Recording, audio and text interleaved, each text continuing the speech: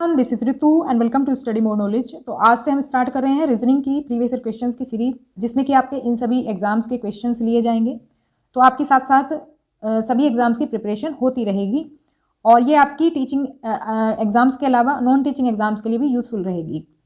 तो इसमें हम देखेंगे किस तरह से क्वेश्चन सॉल्व किए जाते हैं रीजनिंग के और क्या शॉर्टकट मेथड इसका हो सकता है। तो आगे बढ़ते हैं। सोशल मीडिया पर भी आप मुझे फॉलो कर सकते हैं। फेसबुक पेज है, इंस्टा आईडी है और टेलीग्राम चैनल है। टेलीग्राम चैनल पर आपको सभी लेक्चर्स की पीडीएफ मिल जाएंगी। तो आज हम करने वाले हैं नवंबर 2019 का पेपर, जो कि है DT+B PRT का सेकेंड शिफ्ट में हुआ था ये पेपर। रीजनिंग सॉल्यूशन इसका हम करेंगे। तो पहला क्वेश्चन देख लेते हैं। तो कहीं कहीं मैंने इंग्लिश में भी दिया है, जब जहाँ कंटेंट ज़्यादा है लिखा हुआ आपका पजल वगैरह में, मैंने इंग्लिश का भी क्वेश्चन लिया है, इंग्लिश लैंग्वेज में भी। तो ये हिंदी में है, हिंदी में समझ सकते हैं आप, वैसे इसको ज़्यादा टिपिकल नहीं है। तो ये ब्लड रिलेशन के जो क्वेश्चंस हैं ये मैंने आपका कराया हुआ है ब्लड रिलेशन टॉपिक। आपका अगर बेसिक क्लियर नहीं है तो पहले आप उसे देखें, उसके बाद इन क्वेश्चंस को बहुत ही ईजिली आप कर पाएंगे। तो इस तरह के क्वेश्चन जो हम करते हैं वो बहुत ही ईजी होते हैं अगर हम इनको स्टेप बाय स्टेप लिख लें तो किस तरह से हम इनको करते हैं। जैसे कि आर इसमें बोला गया है एच का पुत्र है, आर एच का पुत्र है।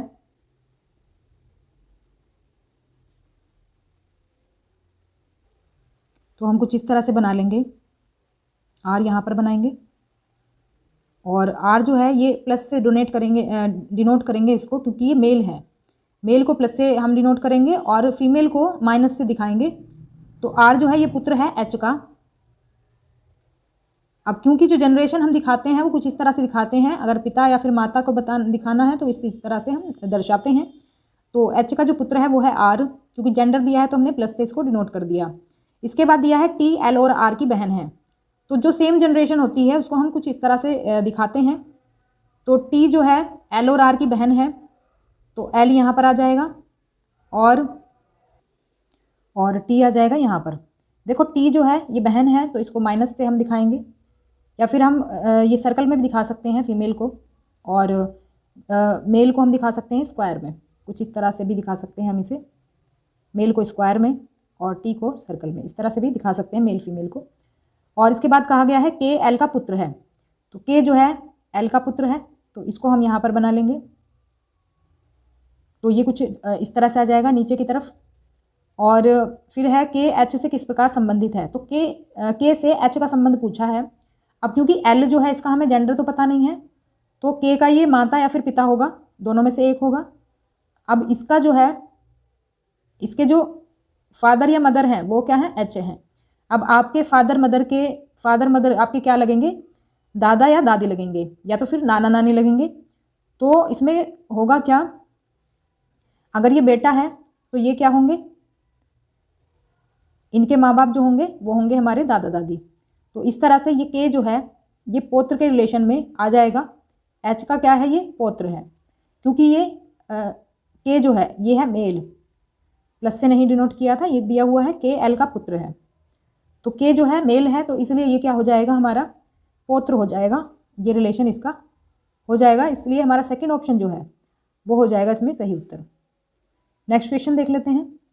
निम्नलिखित प्रश्नों में दिए गए विकल्पों में से संबंधित अक्षरों का चयन करें। तो यहाँ पर अल्फ़ाबेटिक जो एनालॉजी है वो दी हुई है। तो इसमें क्या करते हैं, अल्फ़ाबेटिक जो भी सीरीज़ या फिर एनालॉजी के क्वेश्चंस होते हैं उसमें हम सबसे पहले इनका नंबर लिख लेते हैं, कौन सा लेटर कौन से नंबर पर है। तो इसको आप इजोटी से भी याद रख सकते हैं। इजोटी मतलब, तो इन लेटर्स का जो नंबर है उनको आप इस इजोटी के नाम से याद रख सकते हैं, इस नंबर पर है। और जिसका नंबर भी आपको देखना हो उसको ही आप उसके पास वाला लेटर ध्यान करें और आपको ईजिली वो याद आ जाएगा। तो जैसे E5 पर है, जे जो है 10 पर है, O15 पर है, T20 पर है और Y जो है आपका 25 पर है। इस तरह से इनके नंबर याद रखने का ये ईजी तरीका है। और अगर आपको कोई क्वेश्चन सॉल्व करना है तो सबसे पहले उसकी नंबरिंग करेंगे। जैसे जी जो है हमारा, जी आ जाएगा हमारा कितने पर, 7 पर। और एल आ जाएगा हमारे कौन से पर, एल आ जाएगा हमारा 12 पर। और फिर है हमारा बी एफ जो है ये आ जाएगा, बी आ जाएगा 2 पर। तो और f आ जाएगा 6 पर। तो अब जो रिलेशन इनमें है, इन दोनों में है, वही रिलेशन हमें इसमें बताना है। तो इनका रिलेशन सबसे पहले देखेंगे। देखो पहली टर्म देखेंगे पहले, तो 7 से 2 पर जाएंगे तो कितना हो रहा है, ये -5 हो रहा है। और 12 से 6 पर जाएंगे तो कितना हो रहा है, ये -6 हो रहा है। अब यही रिलेशन हम इसमें बना करके देखेंगे। r कौन से नंबर पर है हमारा, r है 18 पर, और j जो है ये हमारा है 10 नंबर पर। अब देखो 18 से हम -5 करेंगे तो कितना आएगा, ये हो जाएगा 13, और 10 से -6 करेंगे तो ये हो जाएगा हमारा 4। तो इस हिसाब से हमारा कौन सा नंबर हो जाएगा, 13 पर होगा हमारा m, और 4 पर क्या होगा, ये होगा हमारा d। तो सेम रिलेशन हमें मिल गया है। तो एम डी जो है हमारा सही आंसर होगा इसमें, फर्स्ट ऑप्शन इसमें बिल्कुल सही आंसर होगा इसमें। तो एम डी सही उत्तर है। नेक्स्ट क्वेश्चन है, निम्नलिखित आरेख में कितने प्लास्टिक हरे हैं।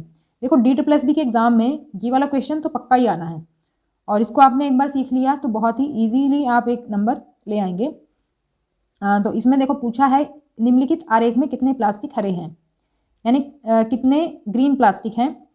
तो ग्रीन और प्लास्टिक को पर ही सिर्फ हम फोकस करेंगे।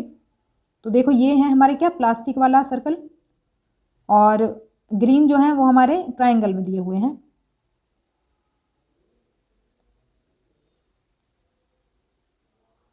ग्रीन हमारे दिए हुए हैं ट्रायंगल में, और प्लास्टिक दिए हुए हैं हमारे सर्कल में। तो अगर इन दोनों में कॉमन देखें तो ये आ रहा है हमारा बीच में 4 और 1। तो 4 और 1 मिलाकर के कितने हो गए हमारे 5। तो आंसर क्या हो जाएगा, आंसर हो जाएगा ऑप्शन नंबर 4, 5 आंसर हमारा सही होगा, क्योंकि हमें इन दोनों में कॉमन पूछा गया है। वुड का इसमें कोई जिक्र नहीं है, तो इसलिए हम वुड को इंक्लूड नहीं करेंगे। तो सर्कल और ट्राइंगल के हमने ले लिए हैं। इसके बाद नेक्स्ट क्वेश्चन है आपका पजल बेस्ड। तो देखो पजल बहुत आती हैं, और इस तरह की पजल आपको अक्सर देखने को मिलेंगी जो सर्कल पर बेस्ड होती हैं, सर्कुलर टेबल पर बेस्ड होती हैं। तो इसको आप पहले खुद सॉल्व करें, फिर आप सही उत्तर देखें। तो इसको बना लेते हैं। देखो पजल जब सॉल्व करते हैं हम इस तरह की, तो जितनी भी पॉसिबिलिटी होती हैं उन सभी को हम बना लेते हैं। पहले तो शुरुआत करेंगे हम 1 से ही। तो इसमें देखो हमसे बोला गया है 8 लड़कियां हैं, और ए से लेकर टी तक के इनके नाम दिए हैं, और ये एक वृत्ताकार मेज पर चारों ओर केंद्र के सम्मुख बैठी हैं। तो वृत्ताकार मेज हमने बना ली। अब बोला गया केंद्र के सम्मुख, यानी कि फेसिंग सेंटर। जब फेसिंग सेंटर होता है तो हम कुछ इस तरह से एरो बना लेते हैं अंदर की तरफ। फेसिंग सेंटर जब होता है तो अंदर की तरफ एरो रखेंगे हम इस तरह से, कुछ इस तरह से हम एरो बना लेते हैं इसमें।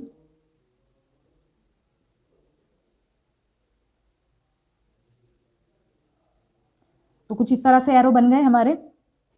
अब इसमें होता क्या है, अब देखो जो भी पर्सन है ये, अगर ये सेंटर की तरफ देख रहा है तो इसका राइट क्या होगा, राइट होगा इसका इधर वाला, और लेफ्ट क्या होगा, लेफ्ट होगा इसका इधर वाला। तो इस चीज़ का ध्यान रखेंगे। अभी हमें इस चीज़ में हेल्प मिलेगी इन सब चीज़ों की, कि राइट कौन सा और लेफ्ट कौन सा, क्योंकि इसी हिसाब से हम अपनी पजल सॉल्व करेंगे। अब आगे दिया हुआ है, देखो क्रम इनका नहीं बताया है, क्रम हमें खुद ही बताना है इनका। तो बोला गया है कि जे पी के विपरीत बैठा है, यानी कि एक दूसरे के अपोजिट ये बैठे हुए हैं। तो हम इनको ऐसे बना सकते हैं, जैसे कि जे और पी को हम यहाँ रख सकते हैं, जैसे पी हमने यहाँ बना लिया और जे हमने यहाँ बना लिया। देखो ऊपर जे भी रख सकते हैं हम और पी भी रख सकते हैं, दोनों में से कोई भी रख लेंगे तो कोई दिक्कत नहीं है, क्योंकि दोनों एक दूसरे के अपोजिट हैं। तो उस पर पजल पे कोई फ़र्क नहीं पड़ेगा, दोनों की अगर जगह आप बदल देंगे तो, क्योंकि अपोजिट हैं एक दूसरे के। फिर आता है इसके बाद कि या तो ए या बी के का निकटतम पड़ोसी है। अब देखो के का इसमें कोई जिक्र नहीं है, तो ये वाली लाइन अभी हम स्किप करेंगे, इसको हम बाद में देखेंगे। तो इनसे मिलता जुलता अगर कोई स्टेटमेंट होगा तब हम इसको सॉल्व करेंगे। फिर है टी और एल निकटतम पड़ोसी हैं, टी और एल भी आसपास फिलहाल नहीं है। फिर आया है जे के दाएं दूसरे स्थान पर है। अब देखो जे से रिलेटेड है ना, तो इसलिए हम ये वाली लाइन अब सॉल्व करेंगे। अगर आप उसको सॉल्व करने बैठेंगे पहली वाली लाइनों को, आपको पता नहीं होगा उनकी पोजीशन क्या रखनी है हमें। लेकिन अब जे, क्योंकि हमें पोजीशन जे की पता है, तो जे के अकॉर्डिंग हम सॉल्व करते चले जाएंगे आगे भी इस पजल को। तो के दाएं दूसरे स्थान पर क्या है, जे है। दाएं क्या होगा, के यहाँ पर रख देंगे हम। अब क्योंकि के का दाएं ये होगा, तो पहला ये हो गया और दूसरा ये हो गया, यानी दूसरे स्थान पर जे हो गया है के। तो बिल्कुल सही है पजल यहाँ तक हमारी। अब उसके बाद देखते हैं, या तो टी या एल जे के निकटतम दाएं हैं। अब देखो टी और एल बोला गया है, कंफर्म नहीं है हमें कि कौन सा होगा, तो हम क्या करेंगे, हम दोनों को ही लिख लेंगे, टी या तो फिर एल, कुछ इस तरह से हम इनको लिख लेंगे। अब जैसे कि आगे हमें सॉल्यूशन मिलेगा तो हम एक को हटा देंगे तभी। अभी क्या है, तो टी एल है, दोनों जे के निकटतम दाएं। अब आगे क्या है हमारा, यदि ए पी के निकटतम बाएं हैं, यदि ए पी के निकटतम बाएं हैं और एल ए के निकटतम बाएं हैं, तो देख बना लेते हैं इसको इसी तरह से जैसे बताया गया है, ए पी के निकटतम बाएं। अब क्योंकि ये बायां पी का ये हो जाएगा तो यहाँ पर आ जाएगा ए, और ए के निकटतम बाएं कौन है, एल है, तो यानी एल यहाँ पर आ गया और यहाँ से एल की पोजीशन हमारी खत्म हो जाती है, तो इसको हम हटा देते हैं क्योंकि हमने दोनों की पोजीशन यहाँ पर रखी थी, टी की भी और एल की भी, तो अभी हमें कंफर्म पोजीशन एल की पता चल चुकी है, तो हम इसको हटा देंगे यहाँ से। अब आगे देख लेते हैं। अब आगे क्वेश्चन पूछा गया है, लेकिन हमारी बीच में 2 लाइन हमने छोड़ दी थी, अब वो हमारी बन सकती हैं क्योंकि काफ़ी जो है लोगों की पोजीशन हमने बना दी है। तो अब हम ये वाली लाइन देख लेते हैं, या तो ए या बी के का निकटतम पड़ोसी है, या तो ए या तो बी के का निकटतम पड़ोसी है। अब देखो ए की तो पोजीशन यहाँ पर आ गई है, तो बी ही हो सकता है के का निकटतम पड़ोसी। अब लेकिन बी की हमें पोजीशन नहीं पता है कि ये बाएं हैं या तो फिर दाएं हैं, तो हम इसको यहाँ पर दोनों जगह ही बना लेते हैं, बी यहाँ पर भी। देखो अगर हमारे पर जगह नहीं है, नहीं तो हम 2 पजल बना सकते थे, एक बी की पोजीशन यहाँ पर दर्शाते हुए और एक बी की पोजीशन यहाँ पर दर्शाते हुए। तो अभी हम इसको इस तरह से बना लेते हैं। अभी और क्या पूछा है, टी और एल निकटतम पड़ोसी हैं, टी और एल तो हो ही गए निकटतम पड़ोसी, बाकी इसमें देखो आर की पोजीशन नहीं दी हुई है, तो हम क्या करेंगे, हम आर को भी इस तरह से ही बना लेंगे, बी और आर, तो इन दोनों की पोजीशन इनमें से ही कोई है, लेकिन फिक्स नहीं पता है हमें कौन सी पोजीशन किसकी है। अब हमसे पूछा क्या है, क्वेश्चन हम देख लेते हैं। क्वेश्चन हमसे पूछा है कि आर के बारे में निम्नलिखित में से कौन सा कथन सत्य हो सकता है। तो कौन सा कथन सत्य हो सकता है, देखो इनकी पोजीशन देखते हुए हमें आंसर करना है। देखो सबसे पहले दिया हुआ है कथन के आर के दाएं दूसरे स्थान पर है, के आर के दाएं दूसरे स्थान पर है, बिल्कुल नहीं हो सकता, क्योंकि चाहे जो भी हो ये के इसके पहले स्थान पर ही रहेगा, चाहे बाएं हो या फिर दाएं हो, तो ये तो हमारी स्टेटमेंट रॉन्ग हो जाएगी। फिर है हमारा आर के और बी के बीच में है, आर के और बी के बीच में है, तो के और बी के बीच में भी नहीं हो सकता आर, तो ये भी स्टेटमेंट रॉन्ग हो जाएगी, क्योंकि के और आर तो बिल्कुल पास में ही रहेंगे, बीच में तो कोई है ही नहीं इनके, चाहे वो आर इधर आए चाहे आर इधर रहे, तो के और आर के बीच में कोई आ ही नहीं सकता।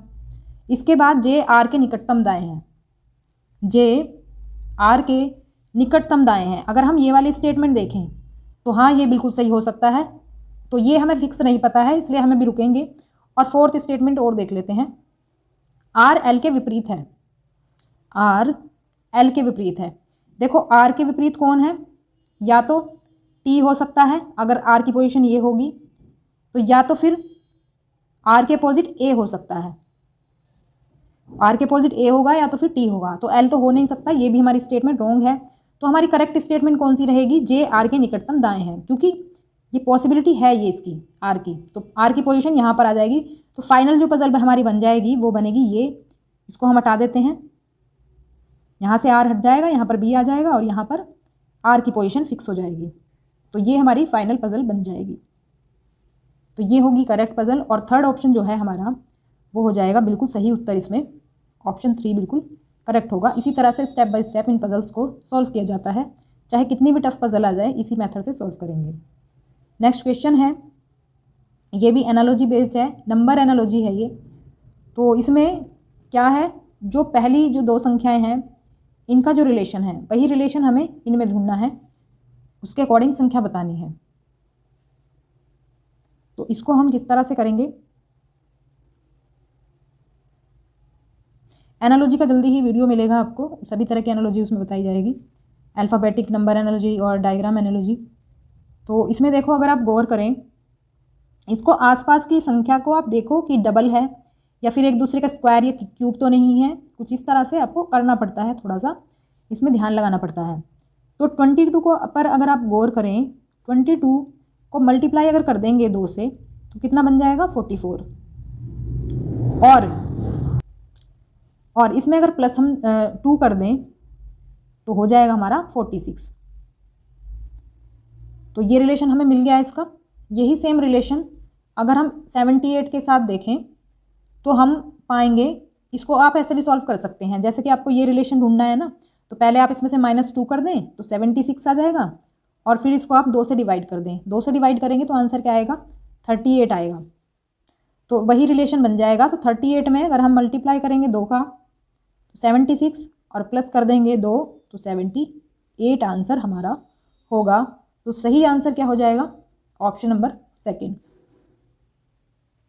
तो चैनल अगर सब्सक्राइब नहीं किया है तो सब्सक्राइब कर लें, जिससे कि आपको आगे के भी नोटिफिकेशन मिलते रहें। तो इसमें हम अलग अलग तरह की पजल भी करेंगे, अलग अलग तरह के क्वेश्चंस भी करेंगे। तो ये आ गया आपका क्वेश्चन। तो ये क्वेश्चन है आपका स्टेटमेंट और कंक्लूजन से। ये क्वेश्चन बहुत ही कम लोग कर पाते हैं सही से, क्योंकि इसमें लोग कंफ्यूज ही रहते हैं।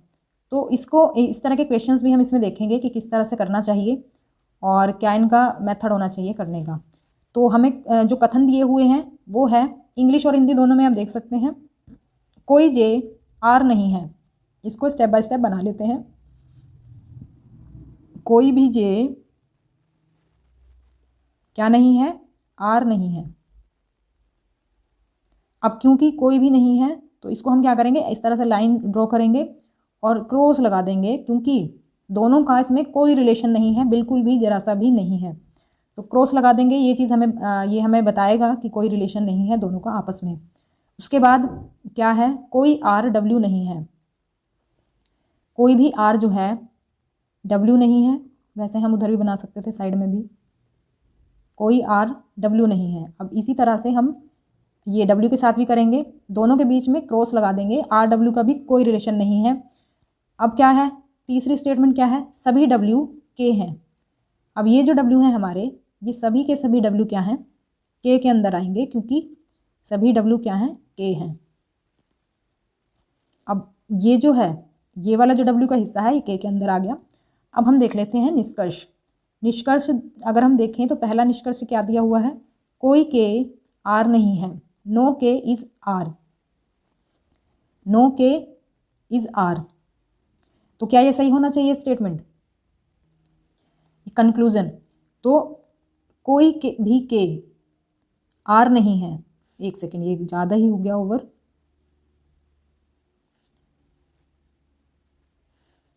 अब देखो, अगर आप गौर करें तो ये जो डब्ल्यू का ये वाला जो हिस्सा है, डब्ल्यू ये जो के का जो ये वाला हिस्सा है डब्ल्यू वाला, इसी से तो आर का रिलेशन नहीं है बस, लेकिन बाकी का जो हिस्सा है के का, ये वाला जो हिस्सा है, इससे तो रिलेशन हो सकता है, रिलेशन भी हो सकता है और नहीं भी हो सकता है। तो कंफर्म तो नहीं है। तो ये चीज़, ये वाली जो हमारी कंक्लूजन है, ये हमारा कंफर्म नहीं है। अगर कहा जाता कि पॉसिबिलिटी है क्या, पॉसिबिलिटी है क्या, तो हमारा सही हो सकता था। लेकिन कोई के आर नहीं है, ये डेफिनेट रूप से कह रहे हैं कि कोई के आर ही नहीं है, तो बिल्कुल गलत है ये, क्योंकि सिर्फ डब्ल्यू वाला हिस्सा आर नहीं है, बाकी तो हो सकता है। तो पॉसिबिलिटी है। तो ये जो हमारा इस तरह से बताया जाता है ना, जैसे कोई के आर नहीं है, ये डेफिनेट कर रहा है स्टेटमेंट को, तो इसलिए इस तरह के जो हमारे कंक्लूजन दिए होते हैं ये गलत होते हैं। तो पहली जो कंक्लूजन दी हुई है वो गलत है। अब नेक्स्ट देख लेते हैं, कोई आर जे नहीं है। कोई भी आर क्या नहीं है, जे नहीं है। साफ साफ बताया हुआ है, बिल्कुल सही बात है, कोई भी आर जे नहीं है। तो दूसरी स्टेटमेंट हमारी बिल्कुल सही है। तो पहली गलत है, दूसरी सही हो गई है। फिर है कुछ डब्ल्यू आर नहीं है। कुछ डब्ल्यू जो हैं वो आर नहीं है।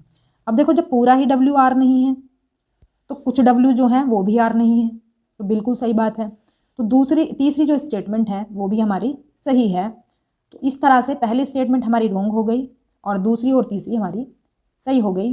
तो इसका सही उत्तर हमारा क्या होगा, इसका सही उत्तर हो जाएगा हमारा option number 4। Both conclusions 2 and 3 follow. तो दूसरी और तीसरी कंक्लूजन फॉलो होगी, सिर्फ पहली वाली नहीं होगी। इसी तरह से इस तरह के क्वेश्चंस करेंगे। एक क्वेश्चन और आएगा इसका। अब नेक्स्ट जो है हमारी नंबर सीरीज दी हुई है, इसमें हमें बताना है कि कौन सा गलत पद दिया हुआ है। इसको अगर आप गौर करें तो इसमें कुछ पॉइंट का कुछ मल्टीप्लाई या डिवाइड हुआ है, तो इस बात पर ध्यान देंगे। तो इस सीरीज़ में अगर आप गौर करें तो 14 से 7 कैसे बनता है, जब इसका हाफ होगा, मतलब आधा जब होगा, यानी कि हम या तो 2 से डिवाइड करें या तो फिर 0.5 से मल्टीप्लाई करें। तो इसमें जो है, अब क्योंकि 7 के बाद 8 हो रहा है, फिर 8 के बाद 10 हो रहा है, तो डिवाइड तो चलेगा नहीं इसमें सिर्फ। तो इसमें क्या है हमारा, 0.5 से पहले मल्टीप्लाई की गई है 14 में, 14 में 0.5 से मल्टीप्लाई करी है, तो बन गया हमारा क्या, 7। 7 में हमारी मल्टीप्लाई हुई है किससे, ये इसके बाद हम 1 से मल्टीप्लाई करके देख लेते हैं। तो 1 से मल्टीप्लाई करेंगे तो 7 आएगा, तो यहाँ पर तो 8 दिया हुआ है। आगे फिर देख लेते हैं हम, आगे हम करके देख लेंगे, क्योंकि 0.5 ये बढ़ रहा है, तो यहाँ पर हम देख लेते हैं 1.5 करके। 1.5 अगर हम करेंगे मल्टीप्लाई तो कितना आएगा, तो ये हमारा हो जाएगा, मल्टीप्लाई करके देखते हैं तो 15 के टेबल से भी आप इसकी मल्टीप्लाई करके देख सकते हैं। 15 7 जा क्या हो जाएगा, 15 7 जा 105, और पॉइंट एक पॉइंट बाद में लगा देंगे, एक नंबर बाद, तो 10.5 हो जाएगा। तो बिल्कुल सही है ये। इसके बाद क्या करेंगे हम, 2 से मल्टीप्लाई करेंगे इसमें, तो इसका डबल हो जाएगा 21, तो मल्टीप्लाई बाय 2 हो जाएगा। तो इसका मतलब ये सीरीज़ हमारी बिल्कुल सही पैटर्न पर है, और सही पैटर्न है ये। अगर आप स्टार्टिंग से नहीं पता लगा पाते हैं तो आप लास्ट के 2 नंबर भी करके देख सकते हैं क्या इसमें बन रहा है। तो देखो जो ये नंबर है हमारा, यहाँ पर 7 आना चाहिए था, लेकिन सीरीज़ में कौन सा नंबर आ रहा है, ये आ रहा हमारा 8। तो यही हमारा सही आंसर होगा, क्योंकि हमसे गलत संख्या पूछी है, तो 7 यहाँ पर आना था, 8 दिया हुआ है, तो ऑप्शन नंबर 4 जो है बिल्कुल सही आंसर हमारा होगा। अब नेक्स्ट क्वेश्चन है, देखो इसमें बहुत लोग मिस्टेक करेंगे। ये जो ट्राइंगल है, इसमें ट्राइंगल पूछे गए हैं कि कितने ट्राइंगल दिए हुए हैं। तो इसकी मैं बात करूं, ऑफिशियल आंसर की में डी प्लस बी की 16 दिए हुए हैं, लेकिन जब हमने काउंट करके देखे हैं तो 15 आ रहे हैं, और आप चाहे किसी भी तरह से काउंट करके देख लो, 15 ही आ रहे हैं इसमें ट्राइंगल। तो देख लेते हैं किस तरह से हमारे 15 आ रहे हैं। तो अगर आप बात करें ट्राइंगल काउंट करने की, तो इसका सबसे अच्छा मेथड ये होता है कि जो कुछ इस तरह से ट्राइंगल दिए होते हैं, इनको हम इस तरह से काउंट कर लेते हैं। जैसे कि ये जो ट्राइंगल है हमारे, ये हो गया 1, और यहाँ पर लिख देंगे हम 2। इनको हम क्या करेंगे, जोड़ के लिख देंगे, तो ये कितने हो गए हमारे, 3 हो गए। तो जब भी इस तरह का ट्राइंगल आपको बना दिखे तो उसमें कितने होते हैं, 3 होते हैं ट्राइंगल। ऐसे ही अब देखो हम इनको अलग अलग करके बना लेंगे। पहले बड़ा वाला ये ट्राइंगल ले लेंगे, ये वाला, ये बड़ा वाला हमने ट्राइंगल ले लिया, इसके हमने काउंट कर लिए। तो यही वाला ले लेते हैं, हमने ऑलरेडी बना दिया है। ये जो बनाया हुआ है इसको ले लेते हैं, ये हो गया 1। इसके बाद हम साइड वाला ये देखेंगे, कलर चेंज कर लेते हैं, एक ये वाला हो जाएगा, देखो ये वाला। अब देखो इस पर, इसमें गौर करना है, ये वाला जो हम ट्राइंगल ले रहे हैं, इसमें जो फुल वाला है ये हमारा ऑलरेडी इसमें काउंट हो चुका है, तो इसको हम हटा करके बाकी के 2 काउंट कर लेंगे। तो इस वाले ट्राइंगल में हमारे, इस वाले ट्राइंगल में ये पूरा वाला सर्कल हम पूरा वाला ट्राइंगल हम काउंट कर चुके हैं। तो ये 1 और ये 1, तो मिलाकर के कितने हो गए, 2 हो गए। अब इसके बाद ये वाला ट्राइंगल ले लेंगे, ये वाला ट्राइंगल ले लेंगे, तो यहाँ पर भी आपके 3 बन रहे हैं। देखो कुछ इस तरह से बना देंगे हम इसको जब, तो ये बन रहे हैं हमारे 3 ट्राइंगल, ये 1 और 2, और ये टोटल 3 हो गए। 3 ट्राइंगल इसमें बन गए हमारे। अब कौन सा बचा, अब दूसरा देख लेते हैं हमारा कौन सा बनेगा। ये कलर ले लेते हैं। अब इसमें हमारा एक ये वाला बनेगा, देखो एक ये वाला, सॉरी ये तो एक ये वाला ट्राइंगल बनेगा हमारा, ये वाला।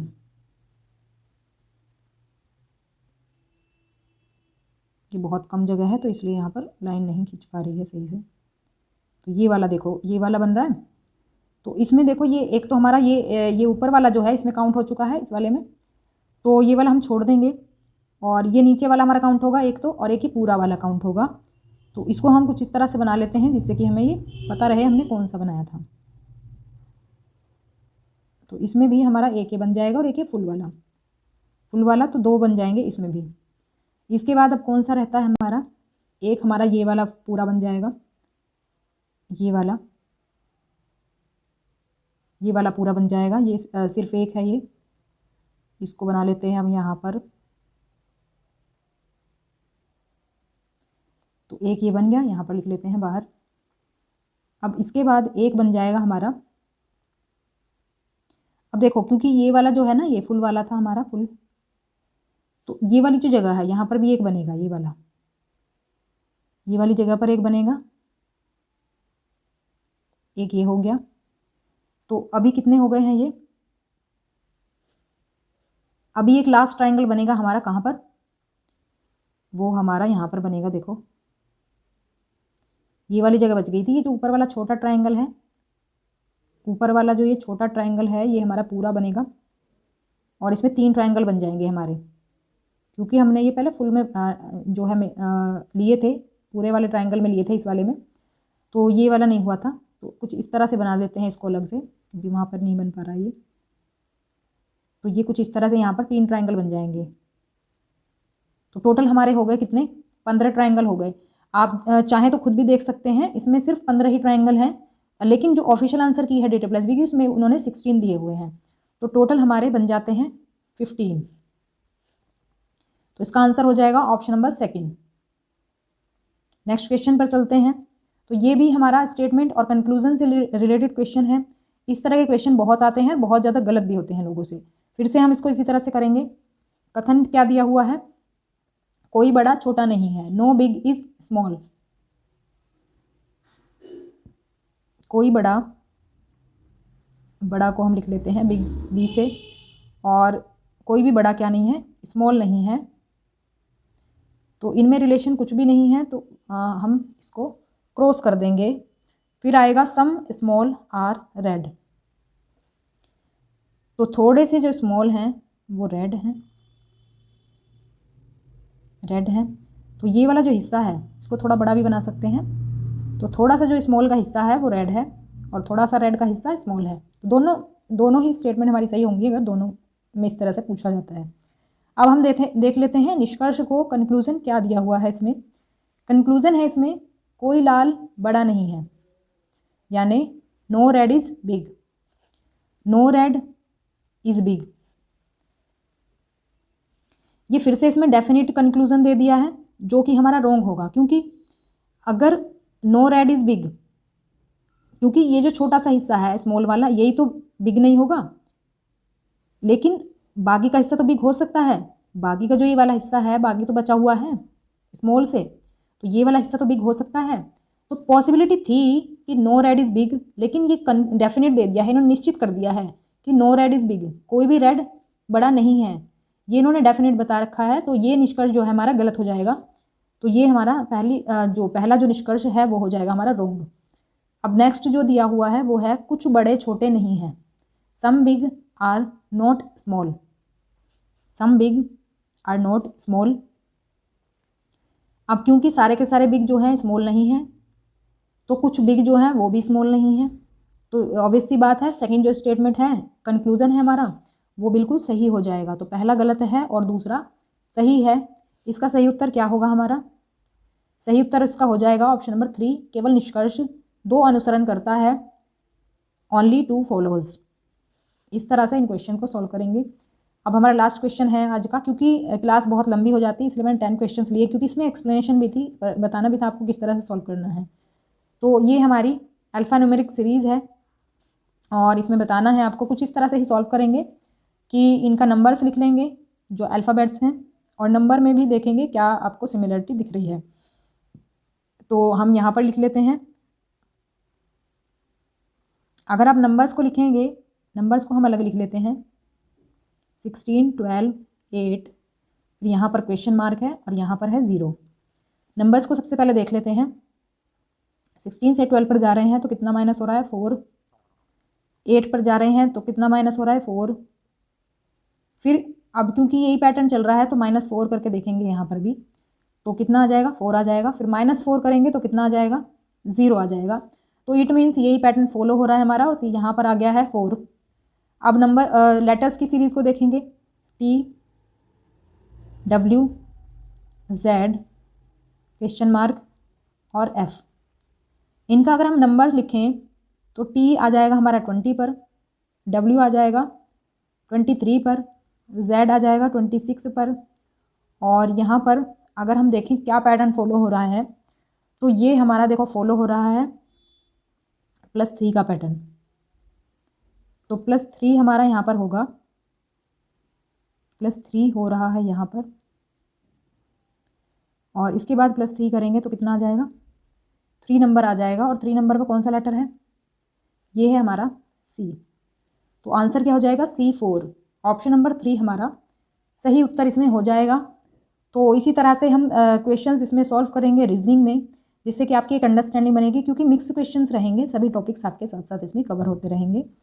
तो अगर आपको स्टेटमेंट और कंक्लूजन पर वीडियो चाहिए तो आप मुझे बता दें, मैं उसका एक सेपरेट वीडियो बना दूंगी किस तरह से उनको सॉल्व करना चाहिए, क्योंकि बहुत गलत करते हैं लोग उसमें, क्योंकि हर कोई उस तरह से नहीं सोच पाता है जिस तरह से इसमें क्वेश्चन पूछा जाता है। तो वीडियो अगर आपको हेल्पफुल लगी हो तो लाइक करें, शेयर करें और सब्सक्राइब कर लें चैनल को भी, जिससे आपको आगे के नोटिफिकेशन मिलते रहें। आगे वाले टाइम में आपको बहुत ही यूज़फुल वीडियोज़ मिलेंगे। इसके कॉमन पेपर के लिए DSSB के कॉमन पेपर के लिए GK आप कर सकते हैं मेरे मास्टर वीडियोज़ से, बहुत ही कम टाइम में बहुत ही ज़्यादा क्वेश्चंस आपको मिल जाएंगे। तो मिलते हैं नेक्स्ट क्लास में। PDF चाहिए तो टेलीग्राम चैनल ज्वाइन करें, और तब तक के लिए stay connected and keep watching study more knowledge. Thanks for watching.